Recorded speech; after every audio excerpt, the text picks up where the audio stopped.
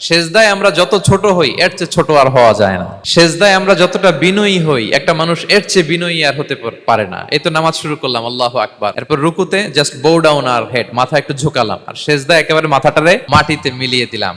তার মানে আমি চলে গেলাম আসফালে। আসফাল মানে সবচেয়ে নিচে, আর সবচেয়ে নিচে যে আমি ঘোষণা দিলাম সুবহানা রাব্বিয়াল, মানে হে রব, আপনার প্রশংসা, আপনার পবিত্রতা, আপনি আলা।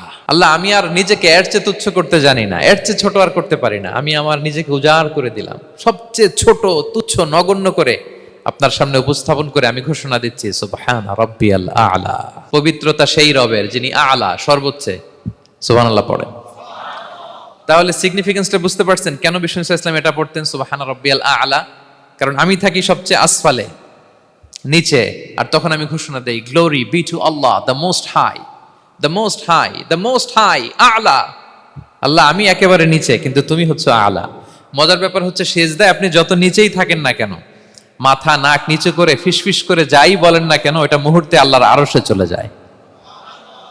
আপনি নিচু হবেন কিন্তু কথা চলে যাবে আল্লাহর আরশে। এজন্য বিষ্ণু ইসলাম বলতেন মান তাওয়াদা তারাফা, যে নিচু হয় আল্লাহ তারে টেনে উপরে উঠায়। আপনি সেজদা দেওয়া মানে কি? নিচু হওয়া, ছোট হওয়া।